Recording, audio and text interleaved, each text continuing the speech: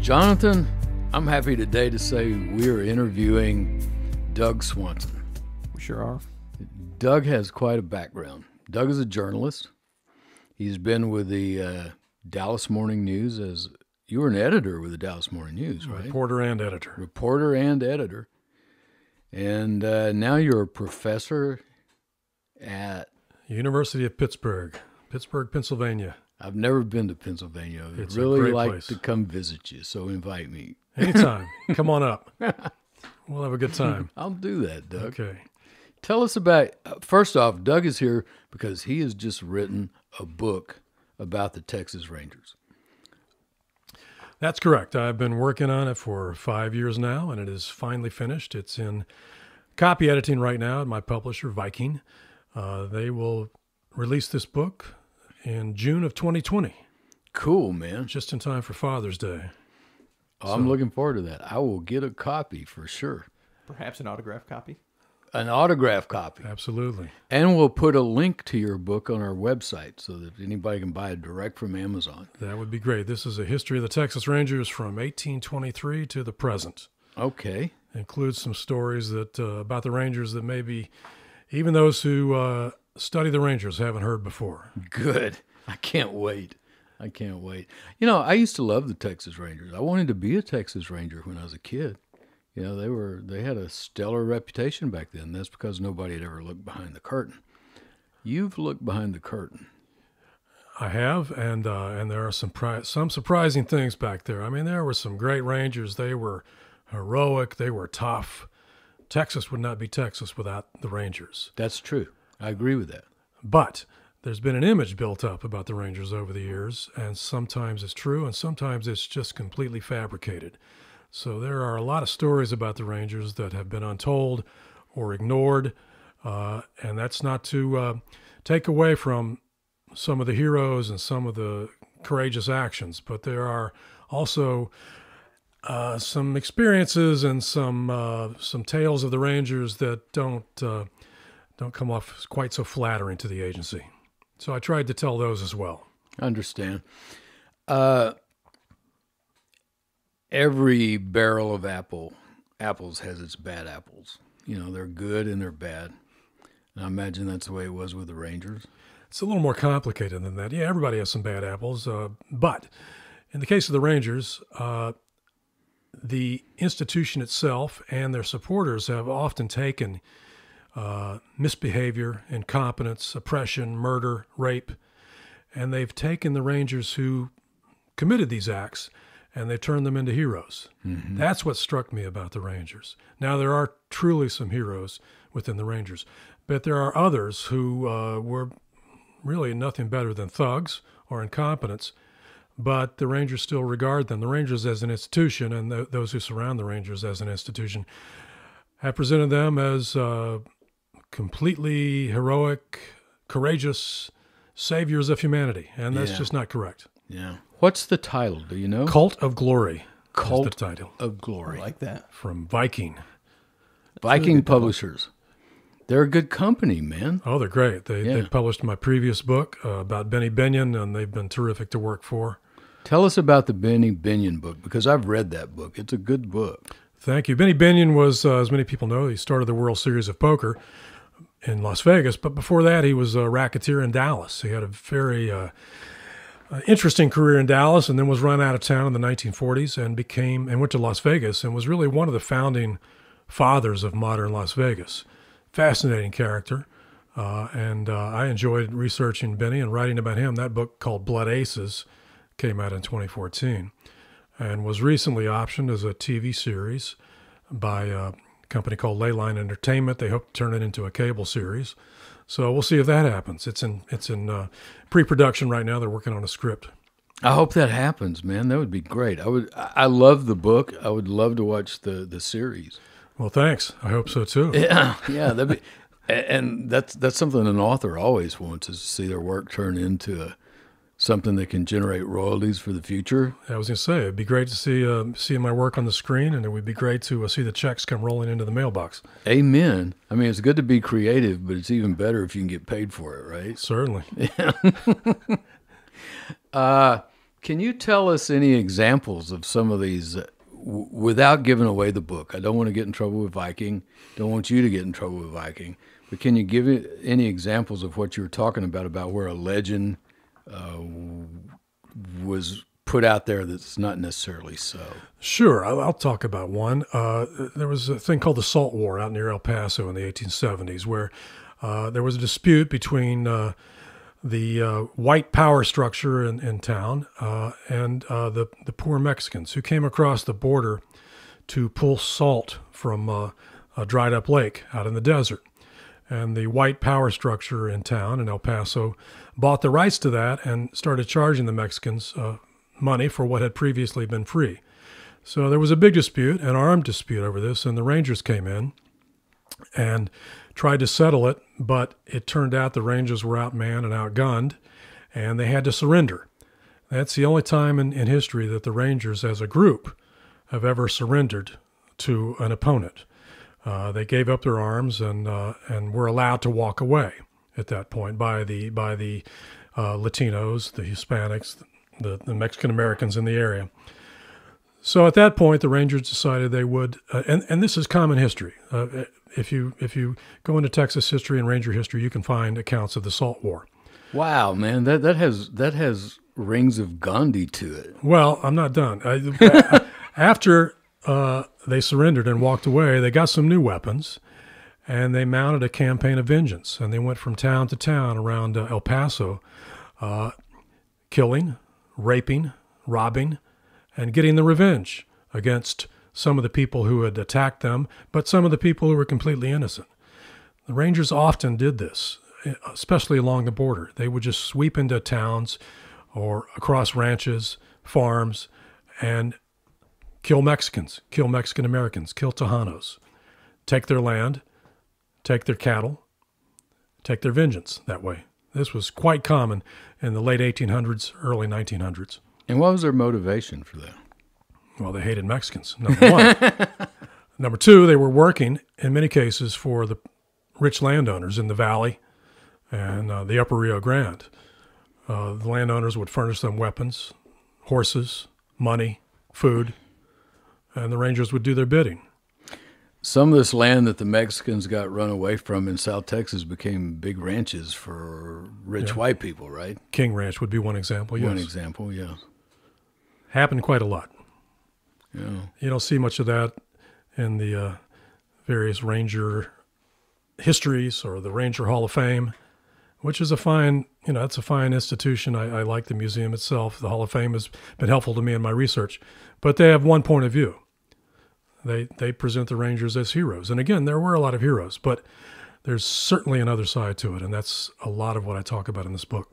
I'm looking forward to it. I really am. You contacted me about this book way back there, maybe 4 or 5 years ago. 5 years. 5 years ago, yes. Yeah, I was glad to hear from you the other day because I was wondering, God, I wonder if Doug's ever going to finish this book. Yeah, we've all had that question. I imagine Viking's been asking you that question. Yeah, my wife. She wants to know that too. I know. I Googled you right before this recording session just to see if there's anything I've missed about you. And it mentions this book. And it says, projected release date, 2018. Yeah, I'm a little behind schedule. That's typical for writers, though, I think. Yeah, well, the book got bigger. I mean, the book was originally a smaller book, and Viking wanted to broaden it out to cover all 200 years of the Rangers and make it a kind of a sweeping Western history.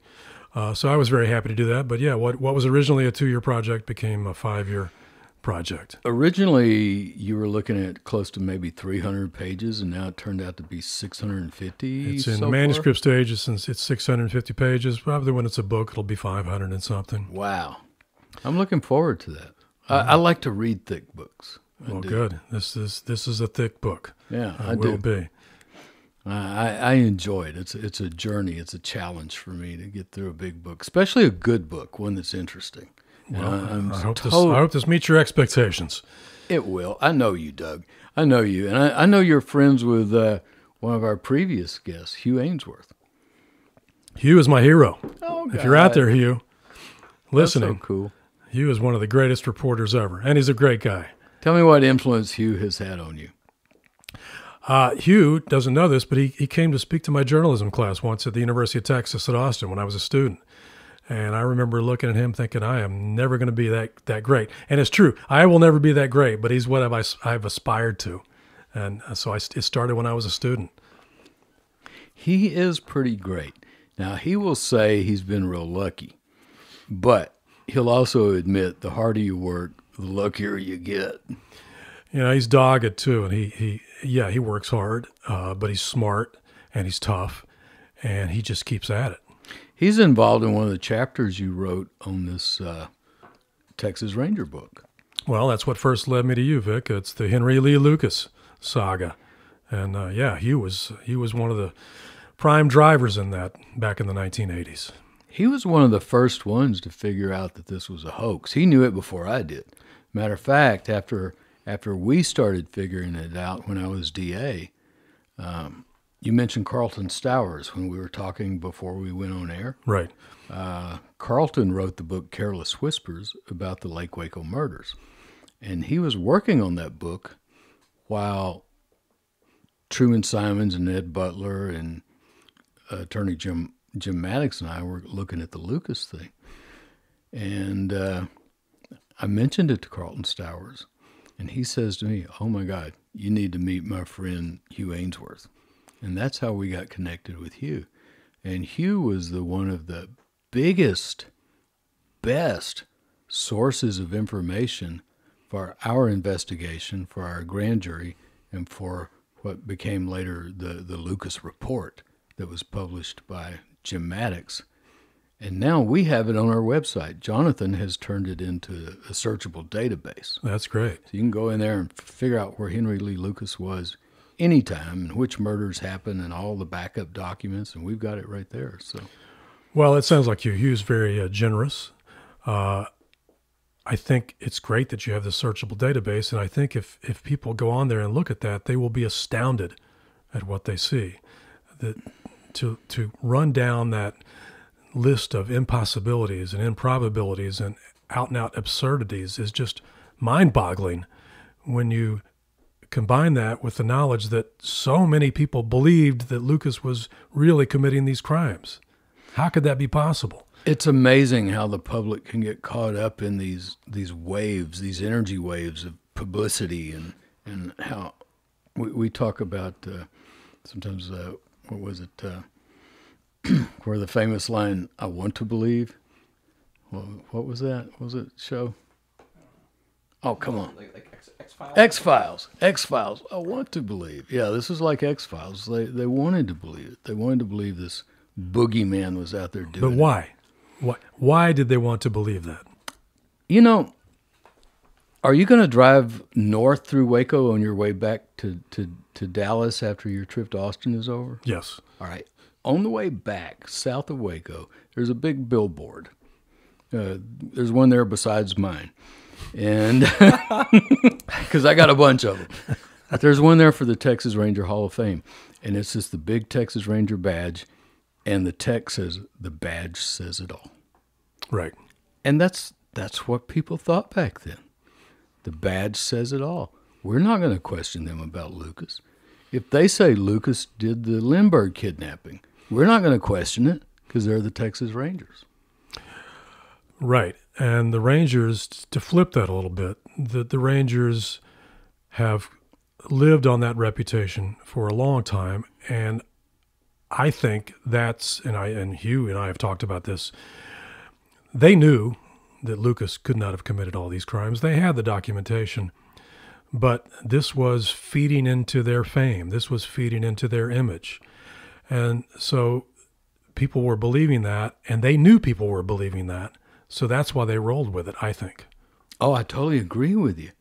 You know, after we had gathered a good bit of information, and we had the information from Hugh, I went and visited with Colonel Jim Adams. I met with him in his office at DPS, accompanied by 2 assistant attorney generals, Reed Lockhoof and Mike Hodge. Great lawyers. They're both dead now, but they were great lawyers. Reed Lockhoof, interesting about him, he was the assistant AG who was assigned to represent DPS and Jim Adams. So he was their lawyer. And he goes with me when we lay all this information out in front of Adams. And I tell Jim Adams, I said, we are willing to stop this grand jury right where it is. We've gathered enough information to where we know this is a hoax. You can look at this and tell it's a hoax. All we're asking you to do is clean up your own backyard. Reopen these cases and clean up your own backyard. And I pushed that stuff across the desk. And part of it was the info from Hugh Ainsworth, his 4-page article, which I'm sure you've read. I mean, great article. Adams wouldn't even look at it. He pushed it back across the desk, pointed his nubby little finger at me and said, we're not opening a single Henry Lucas case. We're not going to do it, but I am investigating you. And that's when it started, Doug. Right. Yeah. Well, 2 things about that. One, not to be overly sympathetic to the Rangers, but they were victims here of their own image making. They couldn't afford to admit a mistake at this point, especially not a mistake of this caliber. Yeah. Because that would have punctured their image. I mean, that would have gone through their image like a torpedo through a battleship, right? They couldn't expose themselves as dupes and fools who'd been taken for a ride by this one-eyed sub-IQ, room temperature IQ drifter, number one. Room temperature IQ. I've never heard that. That's cool. That's awesome. Number 2, as you know, they knew. It wasn't that they were duped. They knew. They knew. Yeah. And your information shows it, and some files that I have found in the state archives definitely show it. It lays it all out, that they were tracking Lucas all along. They were well aware of the inconsistencies. Now, Adams has said in the past, we didn't have the time or the manpower to investigate Lucas's whereabouts. We didn't try to establish his alibi. That's not true. They did. It's in the paperwork. So you can say, to preserve their image, the Rangers had to say we didn't know, and that's bad enough. But the fact is, they did know. They knew all along. They knew in detail. Yeah. That it was all false. And they got sloppy. I mean, one of my favorites is Hermine DeFore. She was murdered in South Louisiana on a day when Henry Lee Lucas was sitting in jail in Montague County confessing to Kate Rich, to Ranger Ryan and Sheriff Conway.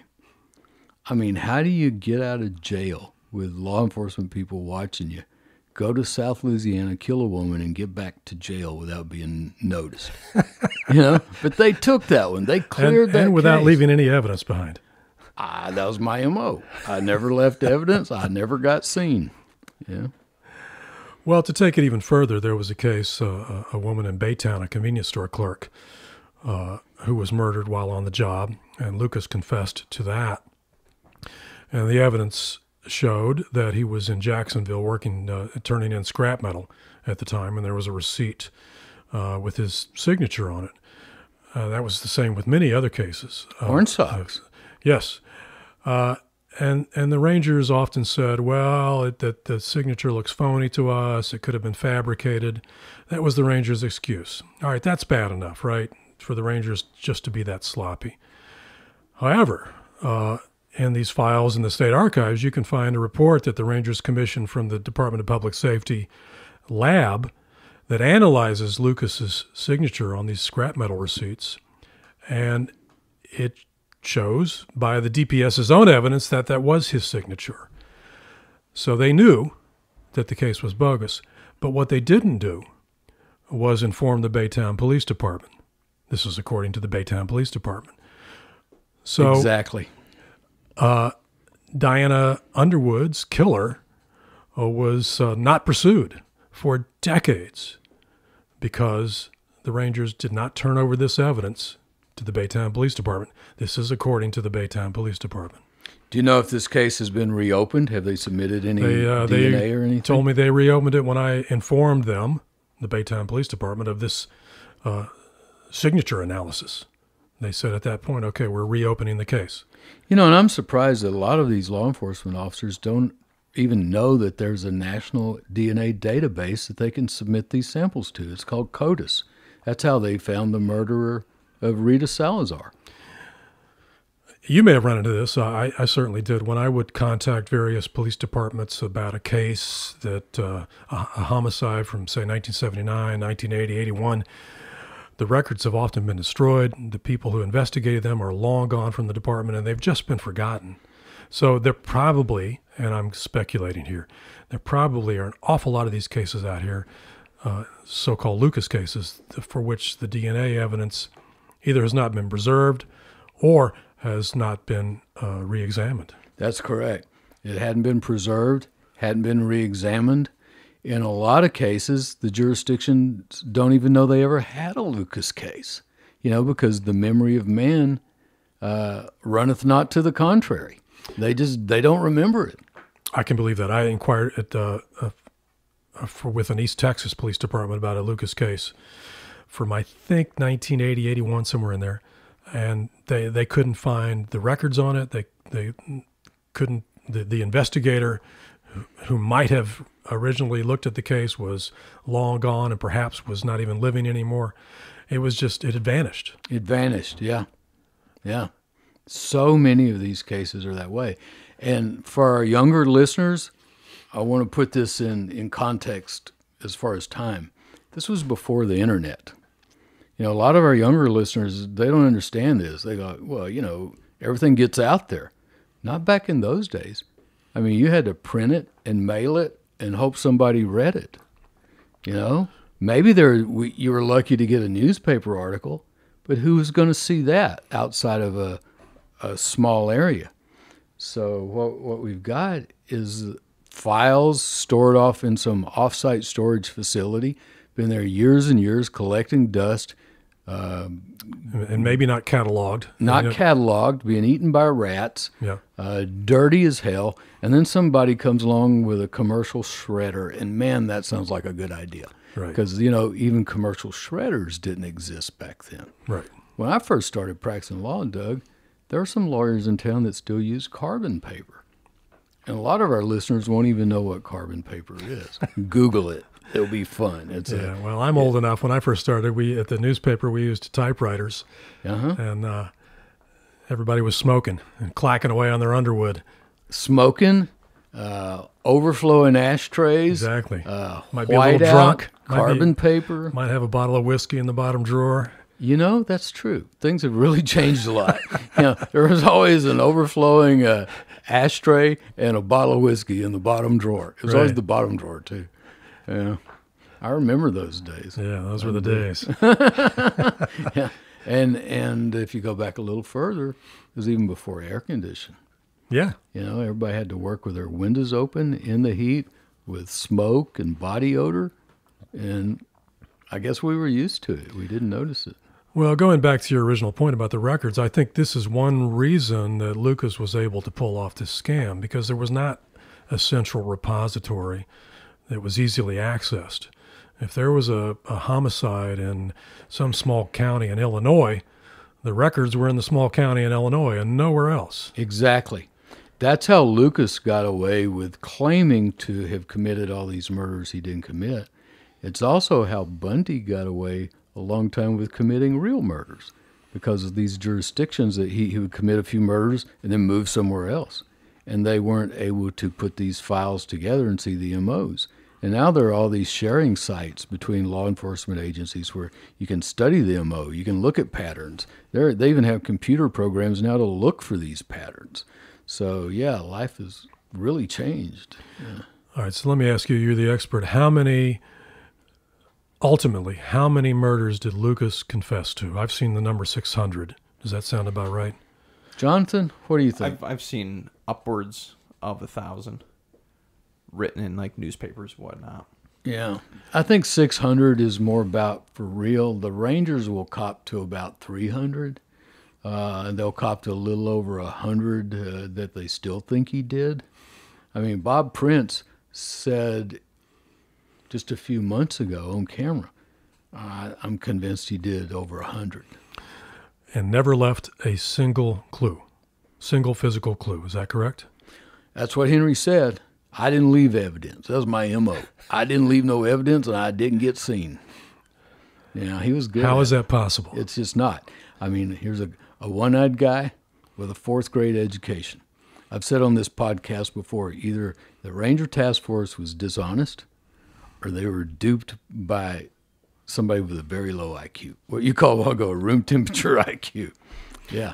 Well, and then add the other element, not just dishonest, but seeking to perpetuate this image of theirs. The Lucas cases, and maybe the worst example of it, but it's not the only example of it. They've looked the other way before, on going back decades, and attempted to turn bad behavior, misbehavior, terrible behavior into heroism. That's what they do in many cases. Can you tell us about that one example, or do you have to save that for when the book comes out? That their famous quote.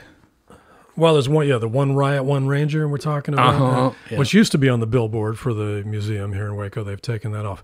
Well, good thing. but I think a lot of people have probably heard that. One Riot, One Ranger, supposedly uttered by a ranger who showed up in a town on a train, and the sheriff said to him, "Is just you?" And then the ranger said, "Well, you only have one riot, don't you?" It's no ranger ever said that. Even the Rangers admit that no Ranger ever said that, but it became part of the departmental ethos. This idea that one wily, skilled, honest, upright, courageous Ranger could handle anything. And the Rangers had to use that because they were often undermanned. There have never been that many Rangers. Sometimes the Ranger force was as small as 13. Right now, it's still under 200. There aren't many Rangers out there. A lot of people, unless you're a lawyer or a criminal or in law enforcement, you've probably never even met a ranger. Right. There aren't many. So they had to use this image to their advantage, to intimidate their opponents. But this became sort of an unofficial motto. And I looked at One Riot, and that's the name of the chapter, One Riot. It was a lynch mob in Sherman, Texas in 1930. There were 4 Rangers there, not one, but there were 4.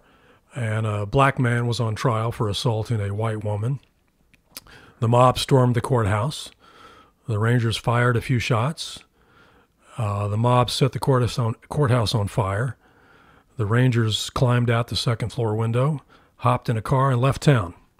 And the mob finished burning down the courthouse, pulled the black man out, dragged him by chains through the street, hung him from a tree, and burned his corpse. So there's your One Riot, One Ranger story. One Riot, One Ranger. Yeah, that took care of it. Oh, my goodness. I used one of their quotes against him. You can't stop a good man in the right who keeps on a-coming. And when Harry Reasoner interviewed me for 60 Minutes, when I was in the heat of it all, before I was found not guilty, I said that to Harry Reasoner. The Rangers have a saying, you can't stop a man in the right who keeps on a-coming. Well, they're up against one. And they thought that was funny at the time, but later on I was proven right. Yeah. Well, the source of that quote supposedly is Captain Bill McDonald, who was one of the most self-promoting Rangers who ever lived. He made sure to burnish the image of Bill McDonald everywhere he went. One of his most famous cases was the Brownsville Riot of 1906, where some black soldiers in Brownsville were accused of going out and shooting up the town. McDonald was in Dallas at the time, but he decided this was a good chance for publicity, so he went down there and tried to arrest a bunch of black soldiers. And as racist as Brownsville was at the time, and as eager to have some black soldiers arrested, even the authorities in Brownsville saw that Bill McDonald was just full of it and was trying to promote only his own career and was trampling over what version of rights existed at the time. and they told McDonald to get lost, get out of town, get away from us. McDonald finally did. But if you read the legend of Bill McDonald today from places like the Hall of Fame Museum, he's the one who went down to Brownsville and handled that riot. Handled it single-handed. Yes, he did. Yeah, you betcha. he did. Yeah, they ran him out of town. Yep. Wow. But that's the source of that quote. We had lunch earlier, and you corrected me on some other disinformation that I believed, and that was that the Texas Ranger had killed Bonnie and Clyde. Well, it was Frank Hamer. He was helped set up the ambush that killed Bonnie and Clyde. He was there, but he was not a Ranger at the time. He had left the Rangers at that point. Now, the Rangers often skip over that in some of the histories, but he was working for the Texas prison system at that time. Hamer has a distinguished career as a Ranger. He also was an open racist in many ways. If he saw a reporter who had written a bad story about him, he would pistol whip the reporter. He was a union buster. In fact, that's how he made his money in his later years. He busted unions down in Houston, the longshoremen's unions and others. And one little tidbit I always like to mention is that when Hamer became engaged to his wife, she was at that time under indictment for murdering her first husband. She later got off, though. So Yeah, she probably didn't have with to serve his any help. prison time. Yeah. For murdering her husband and then getting engaged to him. Yeah. Yeah, interesting. He was a tough guy. Sounds like it. Yeah. But a little more gray area to Frank Hamer than a lot of people like to talk about sometimes. So it wasn't really a Texas Ranger. It was a former Texas Ranger. To get Bonnie and Clyde, that's correct. He made enough money busting unions that he was able to build him a fancy house in Austin and retire in Austin, didn't he? Yeah, he did okay. He had a company. I mean, that was his company in the later years. That was their job. The shipping companies would hire them to go down to the port and slap some strikers around. I've always been amazed at how some of these Texas Rangers and some other law enforcement people can retire on a law enforcement salary, which everybody knows isn't that great. And suddenly they're living on a 360-acre ranch in $1 million house with all this cool stuff all around them. How'd that happen? But you see it all the time. Well, a lot of Rangers tried to make money off Hollywood after they left the agency. Some of them did, some didn't. There was one in Dallas named Clint Peoples, who was a senior captain with the Rangers. I remember him. He was around when I was around. Now, he got thrown out of the Rangers because they caught him trying to work his own secret deal with Hollywood. And at the time, the Rangers, as an institution, were working their own deals. They insisted on script approval for any official program, any program that used official information from the Rangers. And Peoples was trying to work his own deal, and the Rangers found out about it and got rid of him. They were very protective about that, the same way J. Edgar Hoover was about the FBI. Absolutely. He required script approval on anything that even mentioned the FBI. Yeah. So that's why you see these sanitized shows, because that's the only way they could get made. Now, Peoples went on to become affiliated in a way with Billy Saul Estes, who was one of the great con artists of all times. And Peoples, for years, was trying to get Hollywood interested in a TV show or a movie about him. And in fact, you can go back into his files at the Dallas Public Library and read all sorts of treatments and letters back and forth where Peoples cracks a murder case involving Lyndon Johnson, and Peoples alone is the only one who can crack this. And it goes on and on. Those movies were never made, however. Yeah, and they tried to tie Lyndon Johnson to Billy Saul Estes, didn't they? They tried to tie Lyndon Johnson to the murder of a federal agricultural official in East Texas, because Billy Saul Estes was involved in some cotton pricing scams, and this official was looking into it. And Billy Saul was claiming that LBJ had this official murdered because Billy Saul had been giving LBJ money. None of this was ever proven. Billy Saul also claimed he could prove that LBJ had John Kennedy killed. Yeah. Billy Saul had all sorts of theories going, but Now, is this the one he was claiming that the guy was killed with a shotgun, and they said it was suicide? yeah, and it was very questionable. And the shotgun was like found 20 feet over the fence. Or something? No, but the shotgun was found next to him, but he was shot 5 times with a shotgun. Oh, yeah, and it was ruled suicide. Rule suicide, Yeah. yes. It was a weird case. Now, Boutwell wasn't involved in that. No. Sounds like a Boutwell thing. Boutwell used to be a Texas Ranger. Yeah, that's true, in the 50s, yep.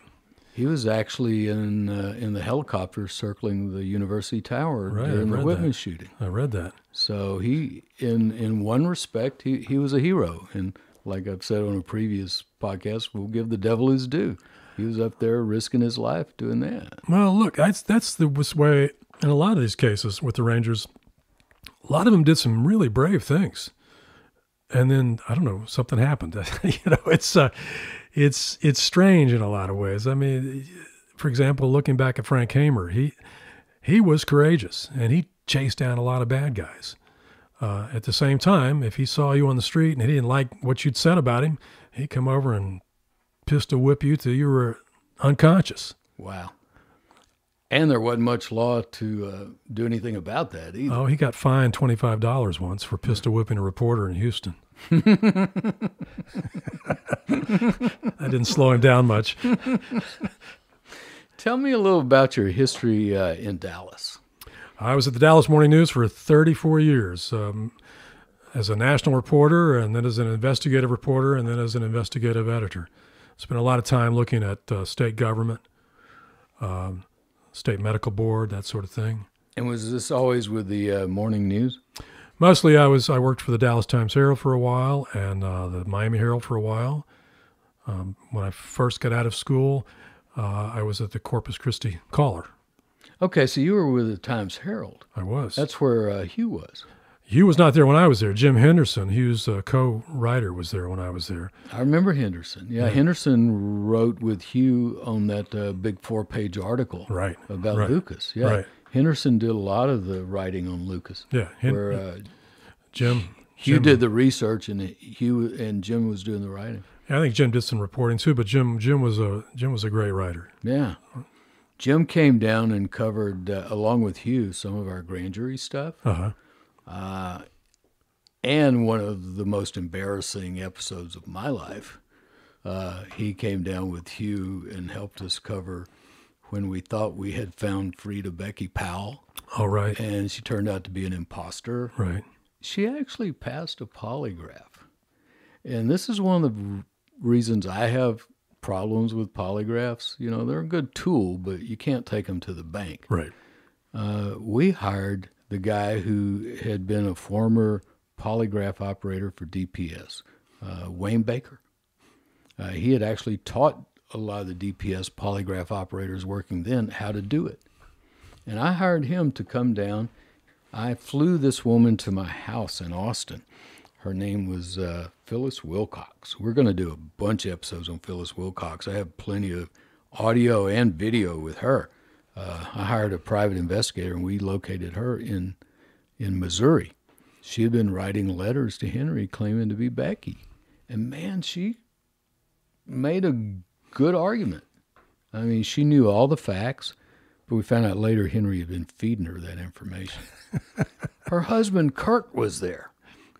And Kirk sat in on the interview claiming, yeah, this is Becky. Yeah, I was a Red Ball truck driver back during 1982, 83, whenever it was. And I was at this truck stop, and I saw this little 15-year-old girl, and she wanted to ride, and I gave her a ride, and we've been together ever since. And I'm like, wow. So I get Hugh down. I get Jim down. Wayne Baker does a polygraph. He comes out grinning. He says, you guys have found Becky Powell. And then a couple days later, it just crumbled. It crumbled. I remember me and Phil Ryan talking on the phone. Phil wanted her to sign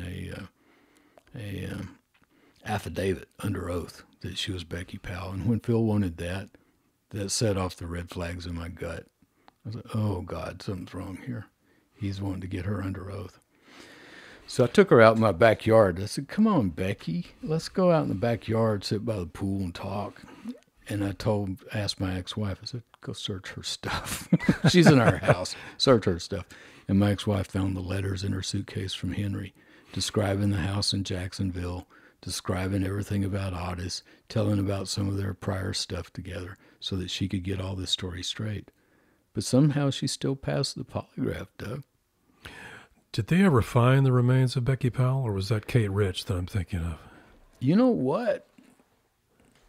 What do you think, Jonathan? Well, that can go anyway. Kate Rich is Ash, if she even exists in that form. And we don't know if she really, if the Ash was even truly her. And then with Becky Powell, they found a number of bones, which they took to the crime lab up in Dallas, and they tested them. They said that was human bone. Mm-hmm. They found like some shoulder blades, and they tested it and said it could have been someone who was, in fact, chopped to pieces like Henry said he did with Becky, and it did match the age of what Becky would have been. Yeah, it matched the age. But the thing is, see, Henry never gave any facts that the police didn't already know. That's what bothers me about Kate Rich. Everything he confessed to about Kate Rich, they already knew. Yeah. And there's so much to indicate he didn't do Kate Rich. Now, that's the only place where Hugh and I disagree. Hugh thinks he killed Kate Rich and Becky Powell. Jim Maddox believed he killed Kate Rich and Becky Powell. For me, the jury's still out. I've got a lot of questions. I would like to talk to Phil Ryan. He might could convince me. Here's one question that's sort of related to that, I think. The time that the Henry Lee Lucas mania started to take hold was also a time of intense interest in the United States in serial killers. Yes. Was that because of Henry Lee Lucas, or did Henry Lee Lucas take off because there was already this intense interest in serial killers? I think he took off because there was already this interest in serial killers, and because there's all this interest in ritualistic, satanic murders and sacrifice. And, you know, there were a lot of crazy convictions back then that have been reversed since. Like this couple in Austin that ran a daycare center. Oh, right. They went to prison for years. There was another case up in Washington State, I think, like that. Yeah, and the prosecution was claiming that they were flying these children to Mexico, having sacrifices, rubbing them down with blood, having sex with them, and then cleaning them up, flying them back, and putting them in mommy's car at 3:30 like nothing ever happened. You know, and they were convicted beyond a reasonable doubt. Now, that is runaway hysteria. That's not beyond a reasonable doubt. That's not weighing the facts. That's guilty by hysteria. Right. And we were in sort of a serial killer, satanic worship kind of hysteria nationally. Seemed like every other novel that came out was about a serial killer back then. Yeah. Often a Vietnam vet who's turned into a serial killer. Yeah. And it was just so much easier to believe that there was one Hannibal Lecter out there who killed 400 people than to believe there were 400 murderers walking around that nobody was looking for. I think the guy who created the character of Hannibal Lecter is from Waco, isn't he? I don't know. I think so. I really don't know. I'll have to check that when we get check off that the air out. here. I'd love to find out. If so, if he's alive, let's get him on. Yeah. Now, I knew Gunnar Hansen. Gunnar Hansen was the original Leatherface in Texas Chainsaw Massacre, which, was set, the original one was set right down here in Hewitt. Sure. Hewitt, that's where they found Rita Salazar's body, the one that Henry confessed to. Well, Henry and Otis both confessed to it, but then they decided they liked Henry's confession better. Otis, I shot her. No, Henry, no, I shot her. I shot her. Okay, we'll take yours, Henry. But, I think I mentioned at lunch, they had a good suspect on Orange Socks. A good suspect on Orange Socks, a truck driver. At the time of the Orange Socks murder, there was not gravel next to that culvert. It was grass. And when they found the body, there were 18-wheeler tracks in the grass. They had a suspect because there was a truck driver who had kidnapped a woman and was keeping her in his sleeper cab. He pulls into a truck stop to get gas, and some people hear her kicking the truck, and they call the cops, and he gets arrested. Well, they wanted his driver logs, and he wouldn't give them. So they had to subpoena the driver logs, grand jury subpoena, from the trucking company. And his trucking logs place him right there in Georgetown at the time of the Orange Sox murders. But when Henry came along, they totally abandoned him. We've got a report from an investigator in Houston that was hired by Williamson County to help them on Orange Sox. And man, he badmouths Boutwell like hell. Mm-hmm. He says, I think I know. We think we know who committed this murder. But when Henry Lucas came along, that's all Boutwell wanted to focus on, and he wouldn't even let us look at this other guy. So I'm hoping that one will be clear, will be solved, because the new sheriff down there, he's had that Orange Sox body exhumed, had DNA taken,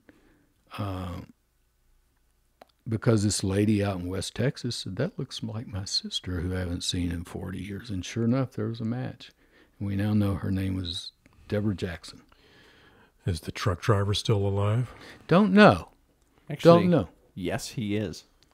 Yep, we'd actually pulled him up one day when we were doing that episode, which I won't disclose his name, but yes, he is still alive and lives in Houston. Yeah, we're not going to say his name because we hope the Georgetown sheriff is all over him. But by what the Georgetown sheriff was saying to the newspaper, he still thinks Henry might have done it. We found a newspaper article from just a couple weeks ago about some young lady named Cheryl Shearer in Missouri who was kidnapped and never seen again while she was working at a convenience store. Lucas confessed to that one while in Montague when the sheriff came and talked to him, but he didn't know enough about it. And that sheriff was a little more honest than Conway or Boutwell because he could have fed him the information and Henry would have taken it. So they never closed the case. Well, just 2 weeks ago, the sheriff, the new sheriff, and the FBI were out there digging up a farm in Missouri looking for Cheryl Shearer's body based on where Henry said he thought he had buried it. Why is the FBI involved? I don't understand that. I can understand the locals wanting to go dig it up, but why the FBI? Is there any DNA of Lucas preserved anywhere? There is. There is. And I'm the guy who submitted Henry for his first DNA. After I left the DA's office, I started representing Henry. I went all over the United States representing Henry on these bogus murder charges. Did he pay you? Hanging. No, I didn't get paid. I did. Only an artwork and matchsticks. Yeah, I got some matchsticks clocks that Henry made for me. I have about 10 Henry paintings that someday I'm just going to sell because I don't need them. But no, I didn't get anything. Well, before I interrupted you, wasn't the woman who was Orange Sox, she was sexually assaulted, right? Or was she raped? And was there DNA preserved on that? They don't know. Okay. They don't know. They've got Henry's DNA. If there is anything, they've got the socks, so we'll see. They also had this homemade sanitary napkin. Oh, right. Yeah. So I'm assuming, though, that they've tried to match Lucas's DNA to anything they've found on I would hope Orange so, Sox. because it's not going to match. Yeah. And I've got a letter out to the sheriff in Missouri, and we'll read that in an episode coming up, telling him, hey, we've got this DNA, because he says the store was robbed of the money out of the bank bag, but they left the bank bag, and they've been able to recover DNA from the bank bag that was not Cheryl's, and they don't know whose it is. He said, but we don't have anything to compare it to. But I still think it was Henry Lucas. Well, I'm asking him, put it into CODIS. Henry's in there. It's not going to be Henry. Yeah, I gave Henry to the DA in Tyler back in the early 90s or mid-90s. He was accused of murdering a lady up there. And a DNA comparison analysis had just come out. They were just starting to use it. So I said, let's do it. And we've got pictures of them drawing the blood out of Henry. Cause I took photos because I figured it'd be historical. And there's all kinds of crime scene DNA, and it didn't match Henry, so they didn't put me to trial. I was going to go to trial on it. 5 years later, they found the real killer. And in the meantime, he'd killed another woman and raped another one in front of her children. Well, that raises a good point that we talked about at lunch. Not to overstate the obvious, but, and you can elaborate on this, I'm sure, but when a case was cleared and attributed to Lucas, that meant no one was looking for the real killer. That's true. Who would, in some cases, I would assume, have gone out and killed again. That's true. And that's a point I kept trying to make during our grand jury investigation to the press. And that's one way I would answer Jim Adams when he would come attacking me and Jim Maddox. Was it, we're not just talking about Henry Lucas. We're talking about maybe hundreds of murderers walking around free. And Adams would come out and say, that's just not true. These are old cases. These are cold cases. Chances of us ever finding anybody. And I'm going, so what? Why pin it on somebody didn't do it? And he just wasn't even willing to look at it, Doug. And not only were we being badmouthed by Adams, but oh my God, Ed Walsh, the former DA from Georgetown who prosecuted the Orange Sox, and his assistant, Ken Anderson. That name will ring a bell. Ken Anderson was the DA when Michael Morton was prosecuted. He's the one who withheld the Brady information, the exculpatory information from the trial. And this man got convicted of a crime he didn't commit and got out 20-something years later. Right. And proven innocent. Ken Anderson was a district judge at the time. He was kicked off the bench and later disbarred for what he did. And I've got video of Ken Anderson standing up bad-mouthing the hell out of me and Jim Maddox, telling us to mind our own business and to stay out of their backyard. Because they didn't want to be found out, because this was standard operating procedure down in Williamson County back then. Well, to me, it goes back to the original question that we've talked a little bit about, and I guess is the basic question. Why did so many people go along for this riot? That's what I've never been able to figure out. Have you got an idea? Yeah. I'm going to start practicing psychiatry without a license here. Well, so does Dr. Phil. Well, no, he may have a license. He doesn't sound like it, but he does. I have to preface it by saying I've met many law enforcement officers, many Texas Rangers who are dedicated, courageous people, yes, who do the best job possible. I mean, I went down in East Texas and spent a day with a guy named Brandon Bess, who's a Ranger. Great guy, works hard. If I ever had a criminal problem, I want Brandon on the case. So that said, Rangers, law enforcement officers, district attorneys, they're all human. We all like attention. We all like to feel that we're one of the best in our field.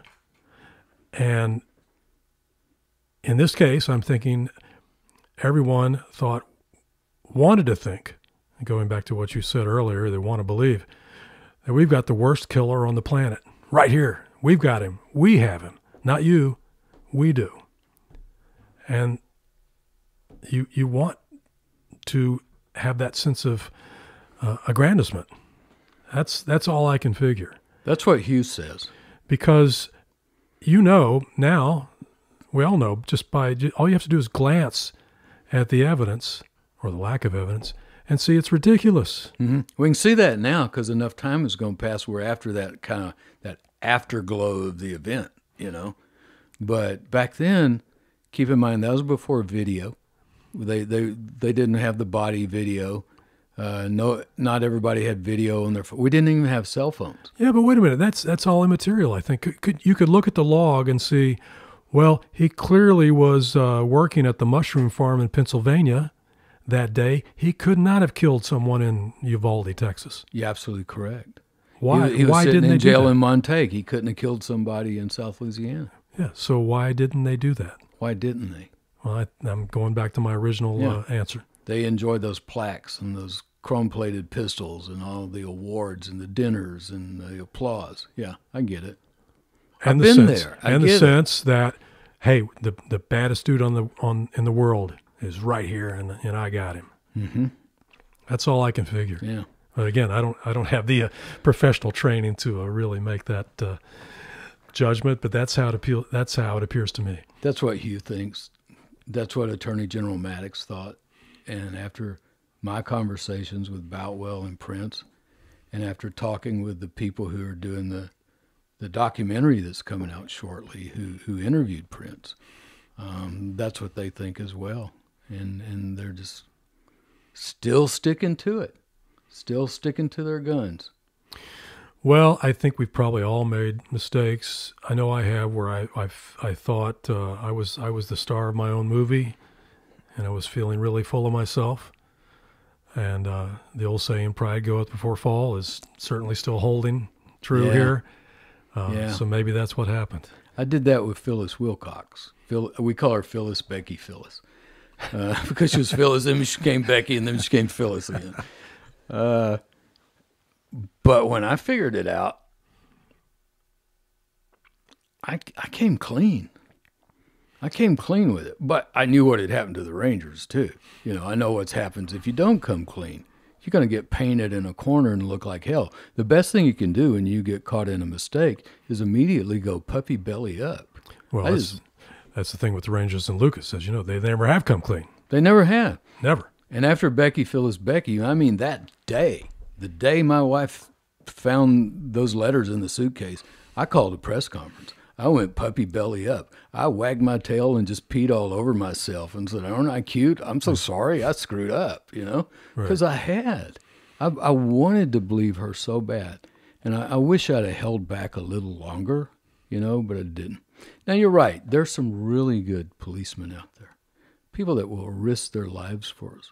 There's some good Texas Rangers out there. I've known some. But, man, there's some dummies, too. One of my favorite stories happened right here in Waco. There was a murder here in Waco. A lady gets killed in her own home. My friend Truman Simons was a homicide investigator then. He's out there.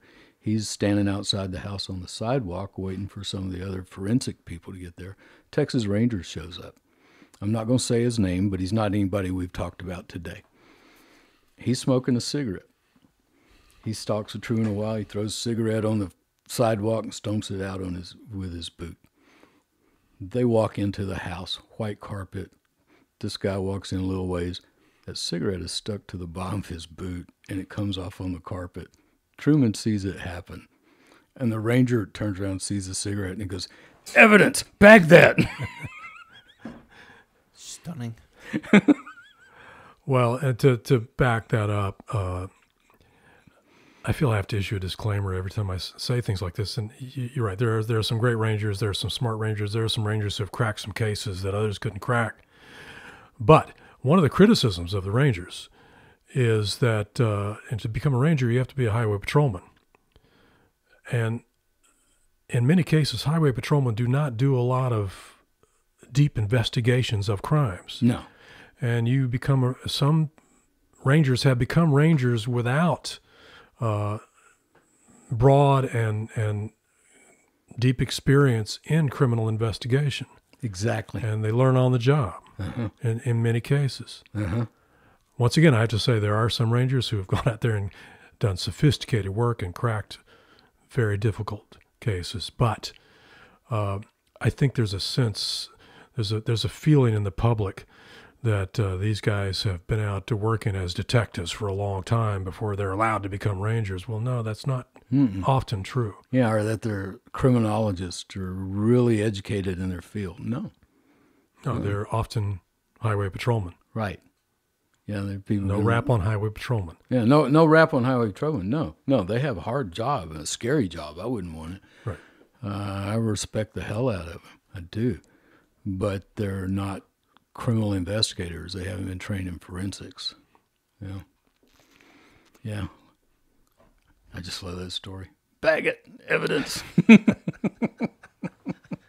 But there have been some good ones, and I do not want the Rangers or other policemen to think I don't respect them, because I do. I do. I just think we should do everything right. Yeah, well, same with me. And I don't want people to think my book is just a hammer job on the Rangers. I mean, there have been some great ones. The problem that or not the problem, but the issue that I wanted to bring to light is there's been a lot of other stuff, too, that's been buried, whitewashed, and completely turned around and taken from fact to grand fiction. Yeah, grand fiction. Now, I got to tell you, I've been sitting here and I've been just sort of skimming the chapter of your book that is about Henry Lucas and that I mentioned in, and I haven't seen anywhere in here where you talk about how handsome I am. I may have to do some interlineating for you. Jonathan's shaking his head. Oh, no. He's always trying to get me. He's always trying to get me to behave myself in here. Yeah, you want me to compare you to Brad Pitt? Oh, that'd be good. Okay. Yeah, all right, we'll get that I want him to play me in the movie. Only he might be too old to play me from George Clooney? Yeah, all those guys are too old to play me in the 80s. You know, they could play me now, but not from Val Kilmer. We were talking about him at lunch. I love him. Doc Holliday, oh my God, best role ever. Yeah, Val's got some health problems. Okay, why don't you pencil in there on the manuscript terms like suave and highly intelligent. Suave, highly intelligent, coiffed hair. Dashing. Yeah, I like that. That's a good one. Dashing. All right. We'll get to that. No, I'm really excited about your book coming out, and I can't wait. I'm going to buy a bunch of copies. All right, because we're going to give them away to our listeners on a contest. Okay. And I want to see this book on the New York bestseller list. Well, here's hoping, but you never know what's going to happen with these books. The publishers never know. They just they throw them out there and they publicize them a little bit, and then we see what happens. And man, I wish you the best on this TV series too. Thank you. That would be so good because you gave me that book shortly after we met, and I really enjoyed reading it. We'll see on that one too. I'm hopeful, but it's not the first time I've had a book optioned, and they never made it to the screen. But I'm hopeful this time because it seems like there's some really good people involved. If this makes it to the screen, will you come back and talk to us about it? Absolutely. Oh God, that'd be great. Yeah. Always looking for a chance to come to Waco. Yeah, I love Waco. I do. Waco is my happy place. Or as Truman Simon says, you can screw with the whole world from Waco, Texas. It's totally true. And now on the internet, that really is true. Doug, is there anything I've forgotten to ask you about? No, I don't think so. Great interview. Always a pleasure to be here, and great to see you. You've got an interesting history. I think there's a book in you, isn't there? I'm working on one. I've been working on it for 3 years, and it's so hard. Yeah. Because it pulls up all this stuff, stuff that I thought I'd forgotten. Because I've spent hours on my knees praying about this and forgiving people, so I won't hold a grudge. Because I read a good book called Radical Forgiveness, and it was about how forgiveness isn't really for the person you're forgiving, it's for you. It's to let go of all that baggage. And so I went through all that. But writing this book has been hard. Now, the podcast is a little easier because I've never had a problem running my mouth. Right. But putting it down on paper has been a little rough. But I'm probably halfway through. Well, then don't get rid of all your anger because you need some of that anger to write. Yeah. I'll have to pretend I'm angry then. Yeah, there's a book there. There's a movie there. Okay, well, great. I look forward to it. The last thing I want to say is Cult of Glory. Cult of Glory. June 2020. June 2020. Viking by Doug Swanson. Viking Publishers. I'm looking forward to it. Anytime you're going to be in Waco, please let me know. I will. Because as soon as you're out the door, Jonathan and I are going to think of 20 things we should have asked you about. It's true. And if I get hit by a truck, I'm calling you too. Do that. Jeez. Yeah, 187 with Vic. We are a boutique law firm. We are wonderful. We will handle your case seamlessly. We'll take care of you, and you need us. I love you, Doug. Thanks for coming. Hey, thanks, Vic. Great to see you. Great to see you. Great to be here.